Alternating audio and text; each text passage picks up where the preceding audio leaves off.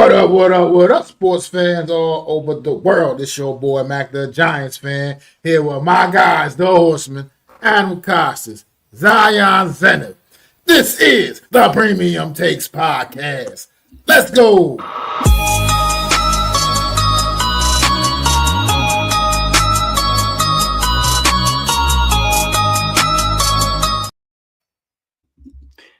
Yo, what's going on? Back at it on a Friday evening, Premium Takes Podcast in your life. And boy, do we got a handful episode for you guys. Should get out of here by 10 o'clock Eastern. That being said, let's get into it. Big game against the Chiefs on Sunday Night Football. We are going to preview that after we go over our week 2 results.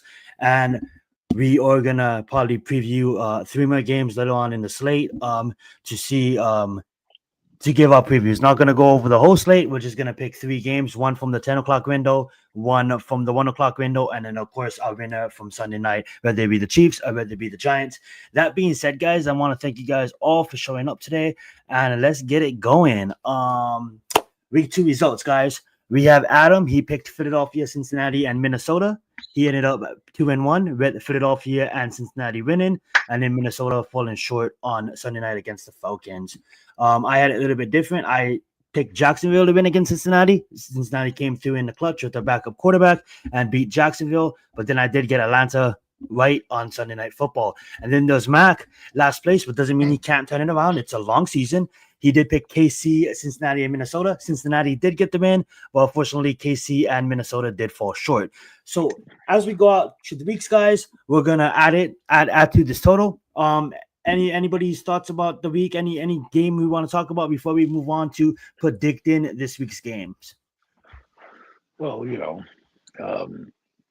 Cincinnati losing Joe Burrow. We'll see how they react going forward. I'm like, my team can't catch a break. So whether the Giants go 0-2 on a 64-yard field goal or the Bengals lose Joe Burrow, it just never works out for me. I need to stop watching football. I just bad news from all around. Just let me give it up. Let me give it a rest. I love it. I'm going to college football, guys. I love it. So what we're going to do now, guys, is we usually talk about the Giants towards the end of the show. But what we're going to do is we're probably going to preview Sunday night's football and we'll work backwards. So we'll split it up. So we're going to preview a game and then we'll have a different topic. And then we'll preview a 4 o'clock window slate. We'll have a different topic. And then we'll end it with our last preview of a game around that 10 o'clock, 1 o'clock slate. That being said, we got the Kansas City Chiefs going to a New York Giants, home opener for New York. They're going to be at MetLife, kicking off their home opener for the season. Obviously, you guys covered this on the NFC East Roundup, but let's get a deep dive into it right now. And this is going to count on our record, so make sure you guys pick wisely. I'm going to let Mac begin. The Chiefs versus New York Giants. Who do you got here? Unfortunately, I got to go with the Chiefs. Sunday Night Football, Giants don't perform well in prime time. Chiefs 0-2. Giants are 0-2 as well. But I just feel like the Chiefs may come in a little more hungrier, just feeling a little more desperate, and you might be looking to have that little get right for the season and try to get their season going in a more positive direction. I think the Giants, what they showed last week, that they can go out there and maybe compete and play with just about anybody, but at the end of the day, they find ways to giant it up, so to speak. And unfortunately, I think that's going to be some similar scenario on Sunday night. Maybe a pretty decent game, may get a solid game, better than what people might have thought, prior. But I still think Chiefs end up finding a way to win the game. Well said. Do you have any kind of game flow or any kind of final score? You just want to leave it empty, kind of see how it goes? Final score. Why not? I'll go 27-24. 27-24. All right, 27-24. Alrighty. Adam, who you got in this game? Well, I would love to say I believe in these New York Giants, but I have little faith. And the reasons are like this. One, you had an enormous amount of penalties that didn't go away from the preseason. and you had penalties in the Commander game. Okay, let's say they had about 20 penalties, almost, right? There were 4 or 5 that were declined or offsetting or whatever. You had a boatload of penalties. Let's say you cut that in half. That's still 10 penalties. That's still too many. Okay. This team, I think, lacks discipline from the coach. And so they just scare me. They just scare me. I want to believe them, but then how can I believe you when you couldn't beat the Commanders who couldn't even do anything against Green Bay? Now, do I think what they did against Dallas was good? Obviously. But let's be real. Dallas, they made stops when they needed to. They had some busted coverages. That's not going to happen with Kansas City. This is arguably the best defense we've seen so far. When I was predicting the Giants to win, I thought they would at least beat the Cowboys and be 1-3 after 4. I still think they have a chance to do that. If anything, this is the game to do it in with the struggling Chiefs. But like Max said, the Chiefs are hearing it right now. And when you tell a team they can't do it, or they're bad, or the dynasty's over, or they can't beat this team, they can't get out of their own way, you start to feel that. And they know that they need to get in this game and win this game. If this team was a 2-0 team, I'd say they'd be right for the picket. They struggled against this team, but the Giants could beat them, right?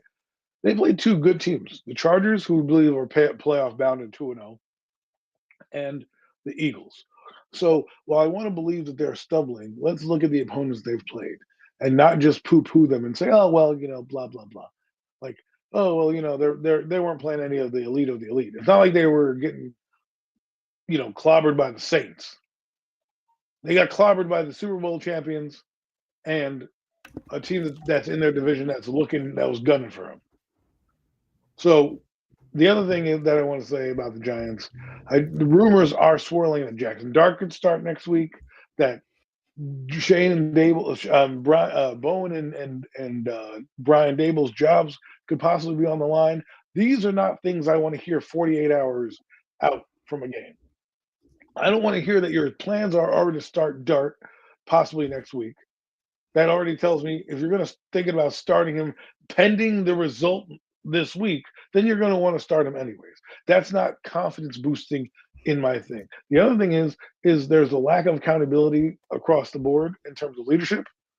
Ryan Dable's letting his defensive coordinator hang out to dry, and telling him that was his call. No, bro, you're the head coach. Ultimately, it was your call as well. So with all these rumors and things happening and asking if they're going to live up to this and that, I just think the Giants have too much drama going on. There's apparently, and again, rumors, but rumors happen because people are leaking stuff for a reason, that there's a little bit of a morale change, right? Apparently now they're locking into winning the game. Well, what it tells me is they think that something bad is going to happen on Sunday. If they're already planning for a game against the Chargers, and who's going to start in that game, with the rumor saying that Dart could be inserted in Game 4. So all I'm saying in a nutshell, I know I was long-winded, is that while I want to believe as a New York Giant fan, and as many of you fans go out there and you believe, and that's fine, you can believe, I'm not going to go on that island. I'm here to support my team. But realistically, this team, the Chiefs, while they're going to lose, they're not going to make the Super Bowl this year. I probably can put my stamp on it. They're still going to be competitive. They're still the Kansas City Chiefs, and overall, they're still better than the Giants. And I think with Mahomes and a lot of things that the Giants have done defensively, I think it's just a little too much for the Giants to handle. I can easily see them losing 24-27 on either a last-second field goal or just Mahomes magic. Maybe the game's 24-24. Mahomes does the Giants play off again, or they blitz, and then there's a big home run play. Like, something is bound to happen because there's just too much drama on this team. And I just think it's you're going to see it rear its ugly head on Sunday. Well said. All right, so both of you guys picked the Chiefs in a close scoring game, but the Chiefs pulling out the edge in the victory due to just the coaching. Giants coaching is absolutely trash, just based off the Giants penalties, just the undisciplined, unfocused team, and just based off overall projection. The Chiefs do look like a stronger team. Andy Reid is the more elite play caller, and yes, they are 0-2. But you guys will see later on in the show that I still have them above teams that's 2-0, just based off of the strength of schedule, who they played. They played 2 Super Bowl contenders. We all seen that comment in the first 2 games with the Chargers and the reigning defending champion. Yet to lose a game in Philadelphia.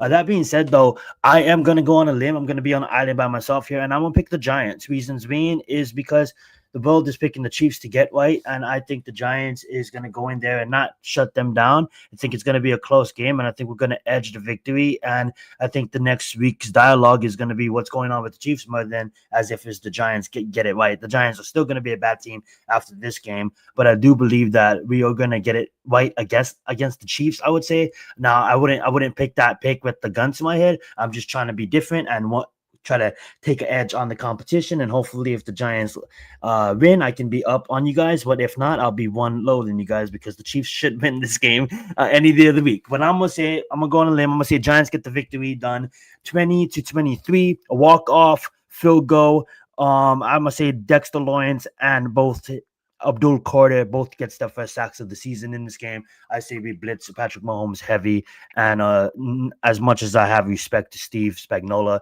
and Steve Spagnuolo should get it done against this offense, I'm just gonna have to go be a homer and choose the Giants. So that's the picks for the Giants versus Chiefs. Alrighty, guys. You guys want to move on to the next topic or anything else for that game? I mean,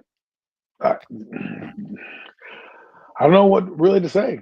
Just it's one of those games where I'm not underestimating a team that went 15-1 last year. Absolutely. Just they come out the gate slowly, and they improved. They really did improve from week 1 to week 2.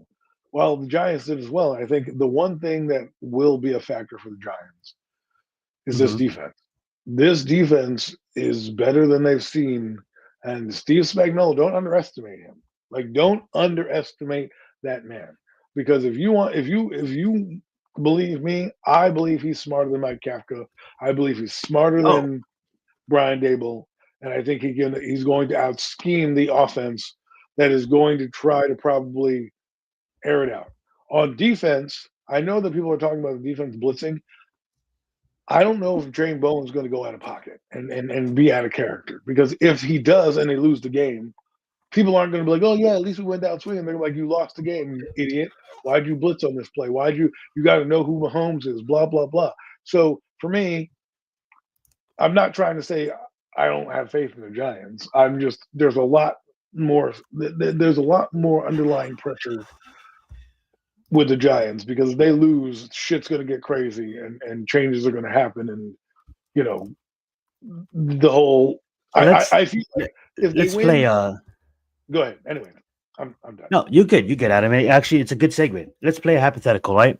We can all agree that the Giants are most likely gonna win less than 6 games this year, rather than make the playoffs and make something of the season, right? So let's just play a hypothetical, right? A lot of the times, us as Giants fans, we hate it because we're always talking about next year's draft in September. It's the second week of the season, and I'm about to bring up a game that Giants fans may not like. I'm about to bring up a coaching change game, and I get it. They're like, dude, Zion, why are you talking about coaches in week 3? You know why? Because our team hasn't showed, and the coaches hasn't showed over the past 4 years that they're capable of running an organization. So I made 2 different graphics, and I'm going to put it up on screen. I'm going to explain the coaches. A lot of the times we like to, I like to say as Giants fans, we like to, I wouldn't say complain. We like to voice our opinions, and we like to just shout things out, right? Not saying intelligent Giants fans. I'm just saying people on Twitter sometimes be like, fire everybody. And then you come to them and they're like, well, who are you going to replace them with? And they can't give you an answer. So what I did was I made 2 different charts, and I'm going to run it by both of you guys. Now, this is week 3. A lot could change over the course of the season. And this is almost just me going out on a nail. I did a little bit of research, but I can't say I stayed up all night doing research on these guys. I just want to bring up graphics and get your guys' opinions on it, okay? Are you guys ready for graphic number 1 or graphic number 2? I'm going to let you guys choose. I'm going to bring up graphic number 1 because it's a good segue. All right. So graphic number 1, we got next year's Giants. I have Steve Spagnuolo coming in as head coach. Reason being is Steve Spagnuolo is a respected defensive coordinator around the league, one of the best defense coordinators around the league. Also had a shot to head coach with the Rams, didn't go so well, but was also an interim head coach here at the Giants after he won a Super Bowl with us. Now he's over, obviously, in Kansas City Chiefs doing big things, and I do believe that Steve Spagnuolo's name will be in the mix in the next circuit for head coaching. Alrighty, what does he bring over with him? He brings Brandon Daly over from the Chiefs. Now, Brandon Daly, if you guys don't know about him, he's a longtime head coach in the league. Not head coach. He's a longtime coach in the league. Now he started back in college over at Oklahoma State, moving over to coach the tight ends at Illinois State, and then moving over to the defensive line at Villanova. And then he got his first NFL opportunity of becoming the assistant defensive line coach in the Minnesota Vikings from 2006 to 2008. Coached at the Rams, followed to the Vikings again with another stint. Over to the Patriots, and then he's been with Kansas City since 2019. 2019, 2021, he was the one-game coordinator, something we really do need to fix, and then also the defensive line coach. And then since 2022, he's been the present linebacker coach. He has won 6 Super Bowl championships with the Chiefs and the Patriots. This is someone that's going to come in. Obviously, Steve Spagnuolo is going to be calling the plays on defense. He's just going to be a familiar face that can come in and get the unit right. And being that our strength on this defense has always been New York Giants front seven, New York Giants front four. You bring in someone like Brandon Daly, that's going to be an absolutely stud position. Obviously, Steve's going to call the plays, and Brandon's going to be there as a DC. Now, if Steve's calling plays, he needs someone that could actually control the offense where he doesn't need to even think about any concerns about the offense. Let's bring in Lincoln Riley from SC. This is not a biased pick. I think Lincoln Riley is, and this, I thought this when he was over at Oklahoma. I think Lincoln Riley is one of the best offensive minds in all of football, college and pro. I think his air raid system is one of the most utilized systems when it comes to big plays. You see Andy Reid run it with his mesh concept. You see Cliff Kingsbury run it a lot. Cliff Kingsbury runs the air raid system just as good, but I honestly think Lincoln Riley, if you want a true air raid system, a guy that is just a mastermind, a genius. Everybody wants to call Brian Daboll a genius. This guy is a genius at play calling. Plus, if you look at his quarterbacks he had in his career, this guy is a quarterback guru. He has 4 Heisman finalists with 3 Heisman winners. And he also has 28 draft picks in his collegiate career of coaching football. This is a guy that Steve can come in, and obviously this is a long shot that Lincoln Riley is ever going to come to the NFL. But if he did, his name will automatically be number 1 on the list of top offensive coordinators. This guy coached the likes of Baker Mayfield, Kyler Murray, Jalen Hurts, Spencer Rattler, Caleb Williams, and now Jordan Mailata. If I can just go down that list, we have 3 Heisman trophies. That is going to be scenario number 1. I'm going to show you guys scenario number 2, and then we can talk about it. What's up, Mick? Thank you so much. All right, this is going to be scenario number 2. Scenario number 2. We bring in Cliff Kingsbury as head coach. Obviously, his stint with the Cardinals wasn't too good, but that was his first time with the Cardinals. He came back to SC as an offensive assistant, and then he signed back over with Washington as the offensive coordinator. I think if he gets hired, I just thought, you know what? Why don't he bring in Ken Norton Jr., a guy that's coaching with him at Washington, another linebackers coach that has a long history of good coaching in the NFL. He also brings that aggressive style like a McMortindale that's going to go out there and that's going to run aggressive blitz, but also puts his players in the best position to win. I think if Cliff gets hired, obviously he's a mastermind, an offensive guru. I think Kafka is up for becoming a head coach if this offense can move the ball this year. So I think Kafka goes elsewhere, and I think you promote someone like Shea just because of comfortability with Jackson Dort. Obviously, Turney doesn't have a resume as likely to become an offensive coordinator yet, but with Cliff Kingsbury, calling the plays and Ken Norton handling the defense, we just need someone like Shea Turner, just comfortability with Jackson Dort. So that's going to be scenario number 2. So obviously, this is early on in the season, a lot could change, but what scenario would you guys rather prefer? Go right ahead. Let's start with Adam. I know that was a lot. I'm sorry. I'm going to choose number 3, Mike McCarthy. No, I'm just kidding. Ooh, I would okay. like Cliff Mike McCarthy's Kingsbury. another one. I think that's number 3, Mike McCarthy would probably be the way the Giants would choose. If you're asking me in this scenario, I don't want Shea Tierney. I get rid of him. I don't want anything to do with this offense. I mean, I like the guy, but if you're with another regime, I'm not picking your ass up. I'd probably take somebody under him at Washington. He's probably going to take someone like that. I don't know who his offensive coordinator was when he was with the Cardinals. I don't know who that was. He might tap into that resource, but I wouldn't mind Kingsbury as the head coach, because I think he would be able to understand a mobile quarterback. He's done wonders with Jaden Daniels. That's who I'd bring over, the quarterback coach, to make his OC. Obviously, where they worked with Jaden Daniels. And now we'll find out this Sunday how well Cliff Kingsbury is going to be. If he can be able to have this offense still be able to produce while Jaden Daniels out. I'm not saying Marcus Mariota is Jaden Daniels. That's not what we're saying. But you signed him to do exactly what you call a backup quarterback to do, win you a game or two. I don't know how long Jaden Daniels out. And you brought in a veteran like Mariota to keep the ship afloat. So let's see how he does with Mariota. And that'll really, if he can win some games with Mariota, and then Jaden Daniels comes back and they're still humming and they're still scoring 30 points a game, I think I would like that. So that's me. I'm choosing Cliff Kingsbury. I don't know about Ken Norton, but just for this argument, I'll take him. And Shea Tierney. I mean, the only reason I would keep Tierney is because well, I mean, logically, the only reason I keep Tierney is because he knows Dart. So that's it. That's why I put him in that spot. Yeah, and Cliff's going to be calling the plays. You know what I'm saying? Right. Obviously, Kingsbury is going to be the play caller, but if you're going to do, it's almost going to be like Pat Shurmur and Mike Shula, where Pat Shurmur that's exactly what I was thinking about when I made this. Exactly. Calling the plays, and Pat Shula was the quarterback coach, and there was a reason why Daniel Jones had his best season under Pat Shurmur. It was probably partially due to having a quarterback coach / offensive coordinator in Mike Shula, kind of navigating his play as a young player. So that's the only reason I would keep Shea Tierney, is because he's in the building right now. He has a rapport with Jackson Dart. And if they decide to go with Jackson Dart as the starting quarterback, I don't see why they wouldn't, as the quarterback class right now for the college season isn't looking spectacular. So, and you bring, check this one, Adam, you're going to laugh. You bring Dan Orlovsky as a quarterback coach. You know, Dan Orlovsky. If he wants to be.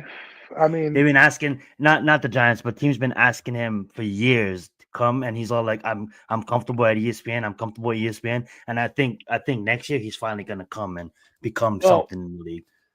To just before we get to Mac, like if Rex Ryan were to become a head coach, Dan Orlovsky to me would be his OC. I could see them doing it. I could see him going to Dan and be like, "Look, man, I got this gig in New York." Like, imagine if he comes to the Giants. Let's just say the Giants, option D, right? I said C was Mike McCarthy. Let's say option D is Rex Ryan. And they have a great rapport. And he's like, you know what? I want John Mara goes, you have head coaching experience. You're in the New York market. You understand my fan base. Let's say they hire him. That's a guy I could see him saying, I'm going to give Dan Orlovsky a chance to run my offense as an offensive coordinator as he puts it together, because I'm going to be controlling defense. And there's a young quarterback. I mean, to be real, if you look at it, the Giants are going to be an appealing option with the young gun that they got in, right? Possibly another option is I totally slipped my mind even to think of even Todd Monken, because Todd Monken's name is probably going to be up for discussion as well. A little bit newer, but coming up from Georgia, now coaching with the Ravens, his name is probably going to be up for head coaching as well. I don't think, but for the Giants, I think they're going to go with a guy who had experience. I honestly think it's going to be Cliff. It's going to be Cliff. It's going to be Mike. But Steve is like, this is like my dream team. This right here, if Lincoln Riley can come over and coach offense, this is like the dream team. You know what I'm saying? All right, Mac, you go. I want to hear Max. Yeah, maybe, Mac, who do you got? Number 1 and number 2. I mean, look, if I'm being honest, I mean, I don't want either one of those guys as my head coach. I'm just saying, who would you want? But if you have to choose, I just feel like, well, no, I want somebody that's a proven head coach, like proven. Like these Like guys here have had opportunities, and they have John failed. Gruden? And they have failed. And so I just and I feel like I like Spagnuolo a lot, but he's a great defensive coordinator. That's what he is. It's a great defensive coordinator. When he was a head coach with the Rams, it just wasn't good. Fail. It wasn't. It wasn't a good look. Who do you have to coach? He had nobody Cliff on that Kings- team, Mac. They were playing. Cliff Kingsbury. They had us flopping around all over the place on Monday Night Football. The one game I remember that clearly. Dropping down, flopping around, trying to get the referee to stop the fucking blow the whistle because we didn't have timeouts and whatever the hell. That shit was weird as hell. I never forget that was against the Rams. Steve Spagnuolo was the coach. I mean, he had Sam Bradford. I get it. I understand. I get that.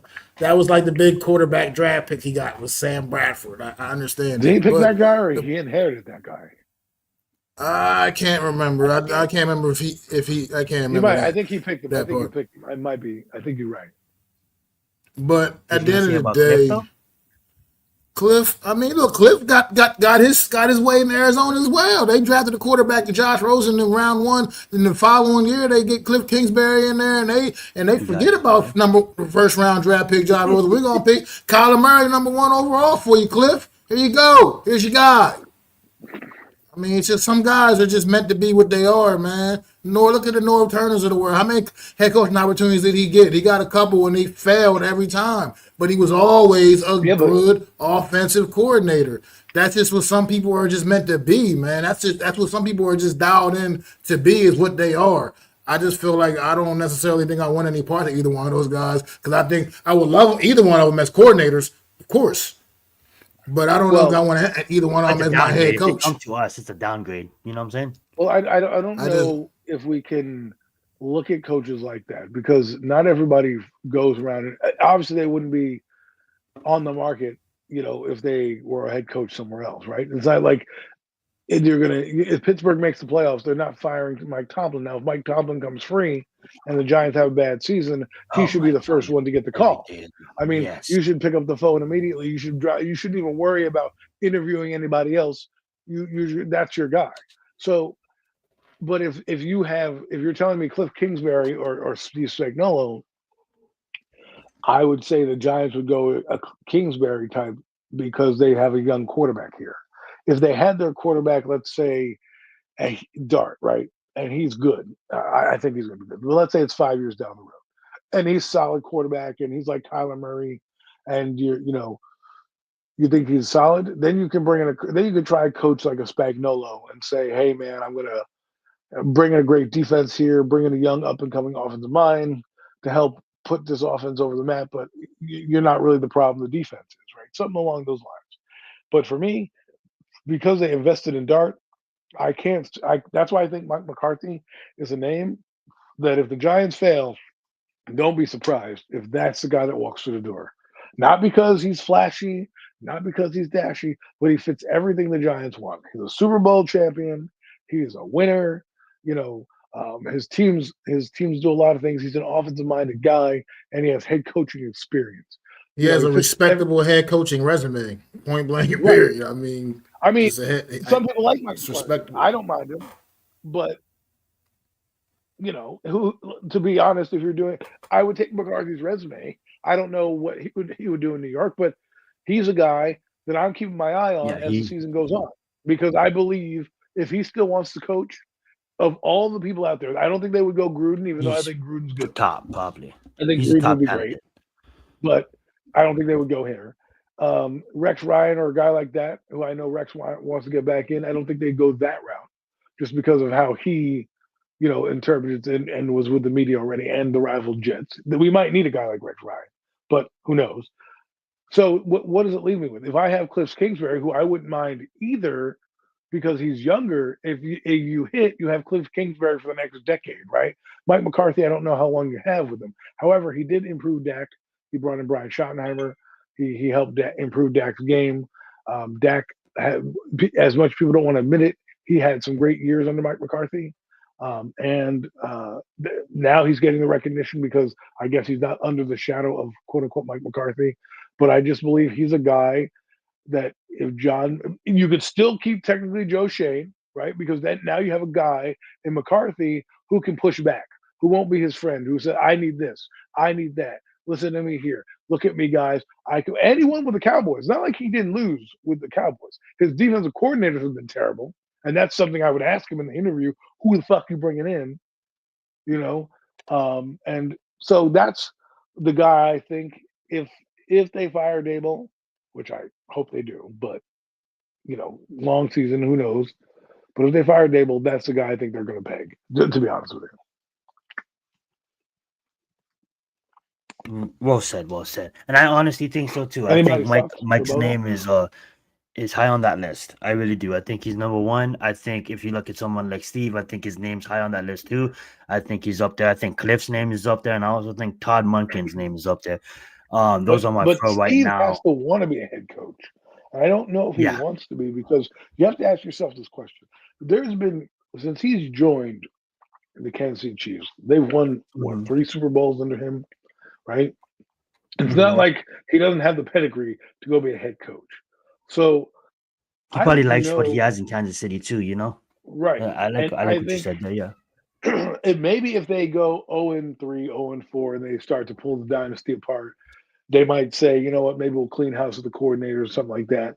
And then maybe he does get a coaching job, right?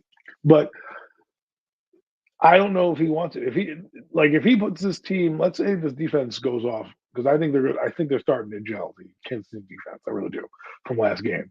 And I think this game you're going to see more of that chess match because he's phenomenal. If he builds a defense and they have a good defense going forward and they win some of these games and they end up in the playoffs, I could hear his name being mentioned in circles. But from what I've heard, he kind of likes where he's doing right now, barring an unforeseen event such as the Kansas City firing everybody because of not making the playoffs or something. I don't know if he'll be available as a coach. I like your scenario. I don't know about Lincoln Riley. I don't know if I want to go college route. It's an interesting choice. You're a little braver than I am. I don't know if I do that. The Giants are not as brave, so I don't think they do that. But anyways, well, not for a head coach, but he is probably the best offensive caller in the last 10 years in college, and that's including when Cliff was in college. And Cliff's offense, if you like Cliff, his offense is just as they call the same offense. I just truly believe that Lincoln calls it better. Nothing against Cliff. They call the same air raid offense. They both offense stems from that coach from Texas Tech, because Lincoln Riley I forget that coach's name, and that offense is born from Texas Tech. And I just think just as Cliff Kingsbury's resume is good for the NFL, right? The problem with Cliff was he jumped straight to head coach. That's the problem with Urban Meyer too. They jump straight to head coach. If you bring in someone like Lincoln Riley and you tell him, hey, you're not going to be the head coach, you're going to be offensive coordinator, I think he honestly, in my mind, he becomes a top 10 offensive coordinator in the National Football League. Well, let's play the scenario out, right? Because I think Mike McCarthy's a little older than Steve Spagnuolo, or maybe they're the same age. I would do that with a Mike McCarthy. Why? Because if McCarthy decides he wants to hang it up, I have my heir apparent in waiting behind me, right? A guy who's already been a head coach, but now he's an offensive coordinator in the NFL just to kind of learn the ropes. But he does have the head coaching experience because he led a college program, which it's head coaching experience. And then the way that colleges are played now, it's almost a semi-pro, almost a pro league. So the only difference is getting the nuances of being in the NFL and running things and gearing up that way. But I could see a transition Mike McCarthy's got a 3-year deal, and then, he decides I'm going to retire, or the Giants say, you know what, you're a little older and we don't want to lose Lincoln Riley, or what you said, Lincoln Riley, right? We don't want to lose him as a coach. We think he's going to be there. So maybe they bump him up or something like that. It's never happened in the NFL, but that to me is more of a scenario. And plus, to be honest with you, realistically of him coming and leaving SC, he'll probably have to win a natty because he likes what he's building. I honestly think that Mayava has a better chance of winning the natty over Caleb, but because we finally have a defense there. But book it. Yeah, who? Deion Sanders. Deion Sanders, dog. You know who I really want to be our coach, but he'll never coach? Peyton Manning. Oh man, Omaha. Omaha. Peyton Manning have Eli Manning as an offensive coordinator. Okay. Dude, I was watching Monday Night Football the other day, and Peyton Manning was drawing up a play, and he's like, "Okay, Eli, let's go over." So I'm 18. I'm gonna be on the field. Here's Eli on the sideline because I'm on the field. I'm like, "Damn, Peyton, he's so dirty." I love those two. I told so my good. wife, I said my favorite quarterback of all time is Joe Montana, but my favorite quarterback in my era of actually watching football, because Joe was a little before my time, but I loved his mystique, and he was like the Jordan of the NFL at that time. All the endorsements. Peyton is when I really got into the draft and started. He was the first real big quarterback. I mean, when I first got into it, it was Rick Meyer and Drew Bledsoe, and then they kind of fell off in '94, '95, and then when I really got into the draft in '97, you didn't really have any big quarterbacks, but the two big quarterbacks coming out the next year in '98 were Leaf and Manning, and it was just I was into college football at that point too, so I knew who Manning was, and I just loved his game, and he's my favorite. So Sure. I love everything. Yeah, dude. I remember coming into football when I started watching football. It was Peyton Manning was in his prime, and it was always Peyton and Tom Bowl. The Peyton Manning and Tom Brady Bowl. Used to be so good. He's fun. And then I remember, watching Eli do his thing. That being said, I looked over the slate, guys. I mean, like, you guys can disagree, but I think this is the most exciting 1:00 game, unless you guys want to do the Arizona versus 49ers. So I'll let you guys pick Denver versus Chargers or Arizona versus 49ers. Let me see. Mac Jones and Kyler Murray or Justin Herbert and Bo Nix. For me, I'm going to go with Justin Herbert and Bo Nix because Justin Herbert's my MVP. So he's playing like we'll let you begin. We'll let you begin first.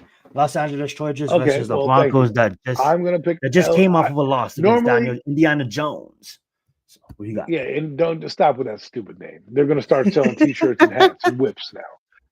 They really were selling T-shirts and hats. They really were. Anyways, oh God, I hate that man. Second in passing yards after Russell Wilson. Oh, Indiana Jones, baby. Let me get through this segment before Daniel Jones fucking torpedoes the show. Okay. Los Angeles Chargers, I think they're gonna win. It's a big divisional game. I think they need this game to really start to establish themselves as a true contender. I feel like if they get through the Broncos, then they kind of hit a soft part of their schedule with the Giants and a few other teams. I think this game for them in LA, if they win this, we're going to have to start taking the Chargers as legit possible Super Bowl contenders, especially because Kansas City, while good, and I do believe a better team, as we spoke about in the previous segment, than the Giants overall, I think these teams are starting to catch up with them and aren't as fearful for the Kansas City Chiefs. Therefore, the Chargers, I think, are going to try to take that mantle, and they have the Bills that they have to cope with in the division. And right now, it's a rat race. I know it's early; it's only week 3, blah blah blah. But the Bills look phenomenal. Okay, they really do, and you're going to start to have to keep up with that team and that pace because you want home field advantage. When people start to realize in week 2, 3, and 4, 5, 6, you start to build your identity. You start to establish yourself as a good team. And for me, this is where LA Chargers need to really kind of get off to keep going on that hot start. And I think they're going to pull it out. Well said. Well said. All right, Mac, who do you got? So mark me down for LA. Yeah, I'm going with the upset here. Let's get it. Chargers look good. First couple of weeks, they look sharp.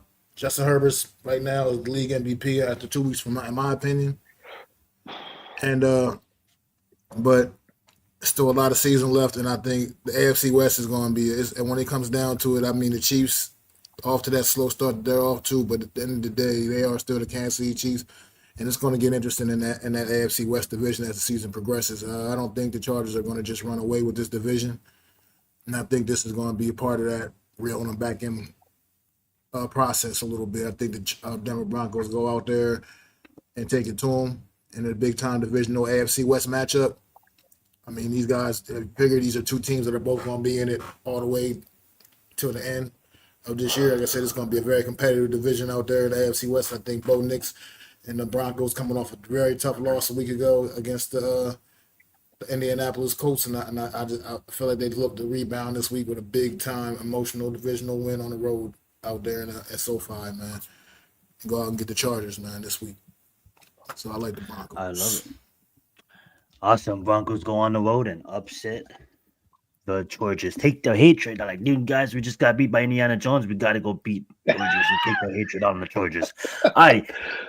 I'm going to go wide with the Chargers here. It's horrid. I get what you're saying, Mac, and I was going to pick the Broncos, but, it's horrid. I think they're rolling right now. I think they're feeling it right now.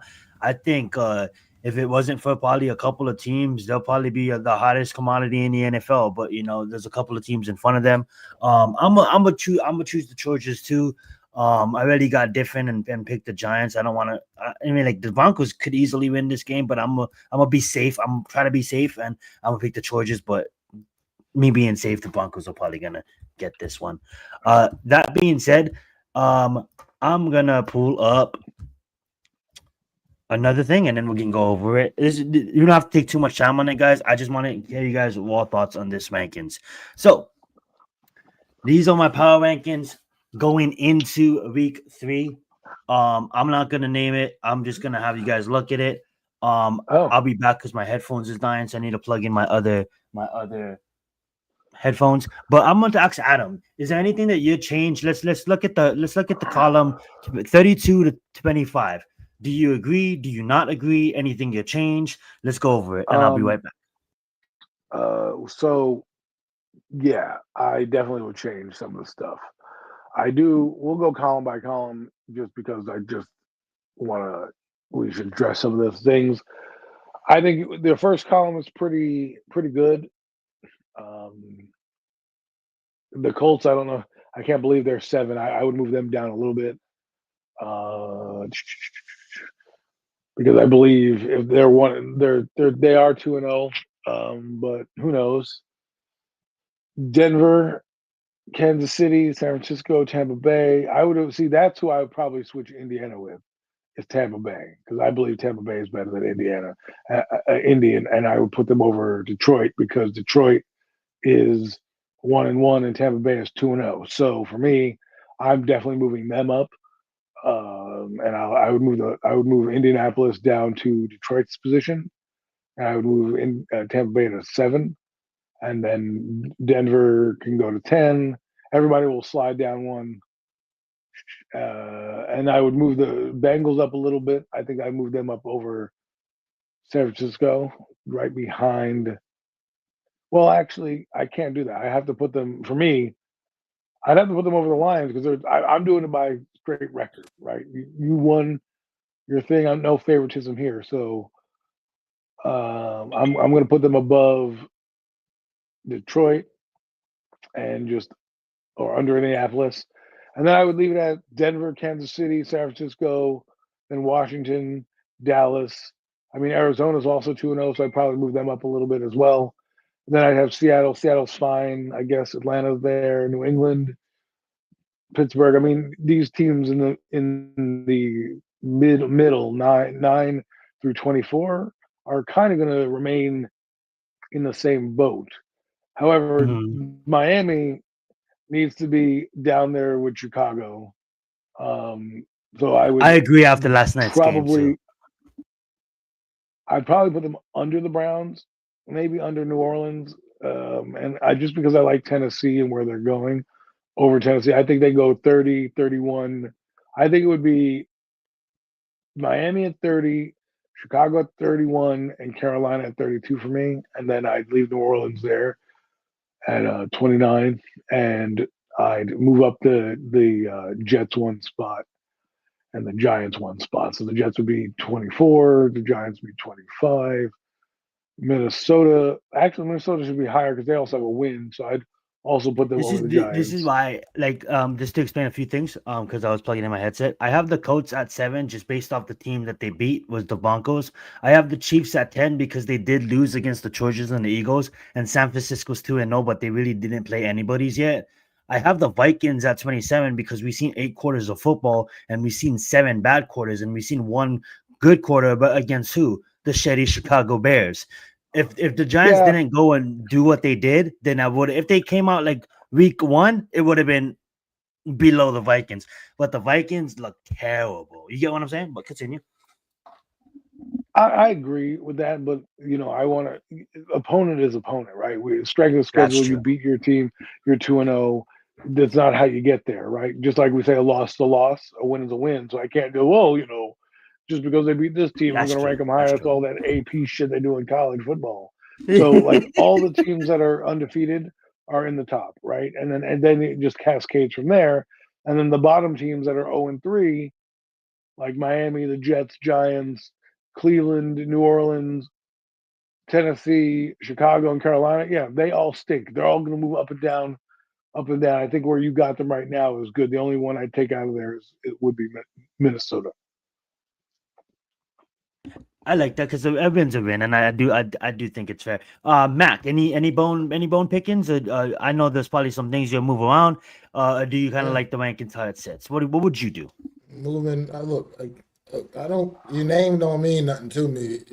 I don't care. You're 0-2. You're 0-2, and 0-2. You're not going to be in the top 10 of the power rankings. You just can't be sitting there at the top 10. In my opinion, I don't care if you're a Super Bowl runner-up. So I don't care what your reputation is. You're not sitting in the top 10 at 0-2 when you got other teams that have just played flat out better football than you beneath us. I just can't. So they have to earn their way back. They gotta earn their way.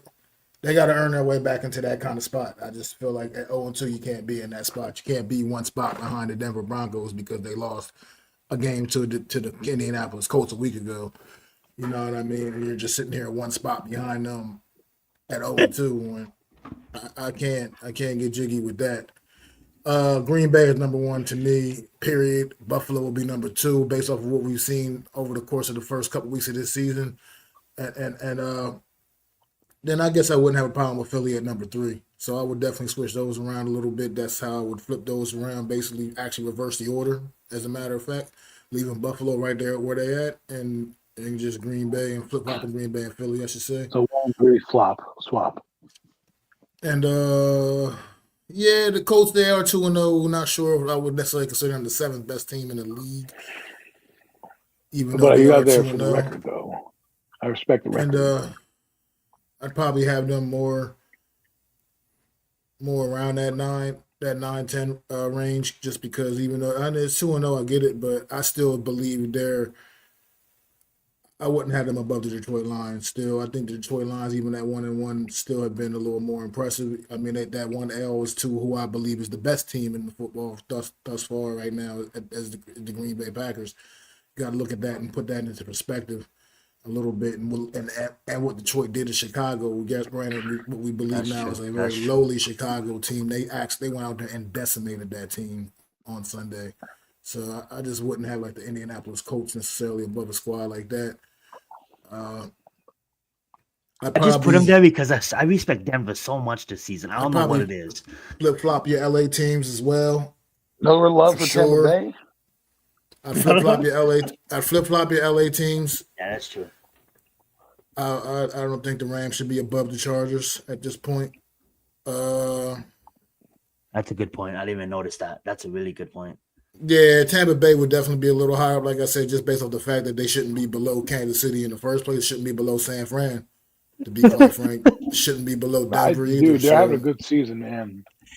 I know. It was hard because that middle of the pack, I kind of got stuck on. The 32 to 25 was easy for me, and then the 1 to 8 was easier. But the middle of the pack, I just didn't know what to rank teams. And I'll be honest with you guys, Tampa Bay got lost in the shuffle. But the problem is you didn't rank them by the record. The Dolphins should be absolutely over in the last column. Yeah, it didn't even take me to see just last week for that. They should be in the last last night's game for that. They should be in the last column. They're awful. Point blank and period. They should be not only in the last column. They should be amongst the bottom 4 or 5. I think. The only reason they're not worse than Carolina, bad team. Carolina can't score for shit. So, like Chicago, Carolina, and Miami are awful. Yeah, I like that. The only reason I don't put Tennessee down there is I like Cam Ward, so I'm like, at least I can, lock in and watch him play. Like Caleb Williams, I feel like right now. Bryce Yeah, Young though. right now. You know what I mean? Like, and the worst part is the quarterback class this year is not doing that great. So you have no choice really but to got to keep these guys around. Play, dude. Klubnik is already out of draft round 1. Like he's like, I don't know what's going on at Clemson this year. It's sad. Yeah, it's Fucking called messed he's up getting paid and getting Max laid. You don't need to Corley on get to fucking the first NFL. game. Sorry, Mac, for bringing that up again, but yeah. All right, Getting guys, I don't want to paid and take too getting much laid. time on that. But we'll make our rankings as a group next week because I pull up the website and let's rank them again next week and we'll use it as the premium takes rankings. I just wanted to pull up that one fast for you guys. All right, let's get into our final preview of the night. A little bit earlier show today, guys. But we know co-host Mac, he gotta get to work, so we don't want to take too long. That being said, guys, which game should we preview? I'm gonna let you guys choose. Boy, nope. Maybe this one. I love the NFL. I was watching last night, and I just love football. Me too. I think this one, huh? I know I'm a junkie, and I know you know when it's bad when you don't need to follow a team to enjoy the sport. Like I enjoy the sport of football. It's truly like some people can just lock into their team. I can't do that. After the Giants play, I have to go watch somebody else because I just love football. Honestly, that's why I like when the Giants play at 4:00 because I can watch Red Zone. I hate when the Giants play at 1:00, 10:00 because I have to lock into the Giants. I'm old. I love 1:00. Give me the 1:00 game. I can be relaxed, go do something in the afternoon for a couple hours, then watch the and then come back to Sunday night. Yeah, right. Oh, I wasn't even sharing the games screen, I hate are Sunday night because I'm old now. So it's like, I think the game. It's a pretty good game. I think this is the game. This is the morning game to talk about, if I have to be correct. Yeah. I hate talking about the Eagles so much, though. We'll give them the love. New dynasty, my friend. They're the new dynasty. Yeah, no. All right, guys, we got Sean McVay going to Lincoln. Achilles and all. Yeah, no, for real, though. They beat us with their second strings on the field. That being said, though, we got the Rams going against Philadelphia Eagles. I'm gonna go on a limb here. I'm gonna be different, but I'm gonna say Sean McVay gets it done and upsets the world champions, gives the world champions the first loss this season. Holy shit, it's at home. Damn it. Yeah, you know what? You know why? This is the reason why.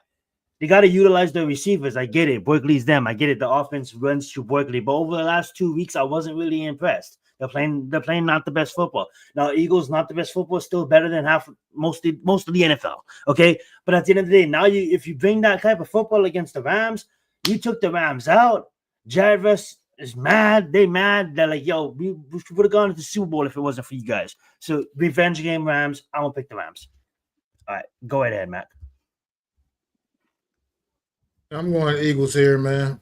Okay. I got to pick the Eagles with this one. I can't. I just don't see it. I think this is the get right game for the Eagles offense as far as you're going to see that Eagle offense explode. I know the Rams have bring a solid defense in the Philly. But I just think Eagles offense has been so kind of, they still won their games and everything, but it's been a little bit less. It hasn't been the most exciting thing to look at. Yeah, I think this is the week where that busts out a little bit. You get Jalen Hurts, using his arm and a lot more, and I think AGC a little more see some explosive plays from AJ Brown, Devontae Smith, and these guys, and really just open that offense up this week. And I think that's going to happen against the Rams on Sunday. So I like the Rams. I like the Eagles. Well said. Go right ahead, Adam. I think this game, I'm going to go on the side of Zion here. I'm going to pick the Rams, and I think they've been circling this game since last January. Okay, they put this team on the ropes. They're the ones that believe they should have been in the Super Bowl against Kansas City. They believe that. They think they would have beaten, the Commanders and moved on to the next round. That's what they believe. Don't ask me. That's what they say. That's what they believe. That's why you bring in Actually, that's what they Devontae believe. Adams. It's true. That's what they believe. Devontae Adams. You don't bring in Devontae Adams to be runner-up to a team. You bring in Devontae Adams and you sign a $100 million quarterback to win a Super Bowl. That's what you're looking to do. Okay. Their defense has gotten better from last year. I think, even though they haven't broken out, the Rams haven't broken out quite yet. I think this is the game that they've wanted. They wanted to be here. They didn't. They would have came in this game 0-2, looking for this thing, but now they're 2-0 again against the formidable Eagles, who are, in my eyes. I know Max says they're Green Bay's number one, but I do believe that the Eagles, are very much in that mix and are going to have something to say when it's all said and done. But I do believe that the Rams are going to look at it just like I just said. They're the best teams. They're the defending champs.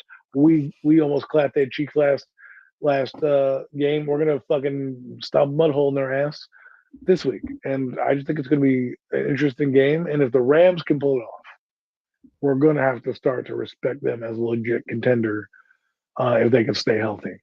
And who knows what's going to happen. And it could be one of those things where you have a 4-team race between the Lions, Green Bay, the Rams, and the Eagles, right? Because right now, if you're looking at it, those top 4 teams right there could be the ones just based on experience and how seasons go, the top. So I'm picking the Rams. I'm excited for this game. I want to see if the Rams can figure out what they did last year and bottle up Barkley a little bit, and if they can get over the hump, because this is the game I believe if they win, they're going to build confidence to say, okay, we just beat the best team of football. We got this monkey off our back from last year. Let's go take the league by storm. Well said. Well said. Alrighty, so we got Mac with the Eagles, Denver Broncos, and Kansas City. We got Adam with the Rams, the Chargers, and Kansas City. And then we got me with the Rams, the Chargers, and the Giants. Awesome. All right, guys, that's probably going to do it for the show. Just a fast show today, guys. We'll be back next Friday from our previews. And that being said, we will talk about probably the collapse of Clemson. I'll probably get into some college football. The AP rankings have been absolutely shit. That's why I didn't really bring it up. But I'm just going to show you guys a bit of my rankings real fast before we end the show. I got Ohio State at 1, Penn State at 2, Miami at 3, Georgia at 4, Florida State at 5, LSU at 6, Oregon at 7, Illinois at 8, Iowa State at 9. And then we go into the 10 to 17. I don't know why SC's not ranked higher on the AP. They're out of their mind. We'll be playing some of the best offense in the country, but we're playing nobodies. That's probably why. Those are your 10 to 17.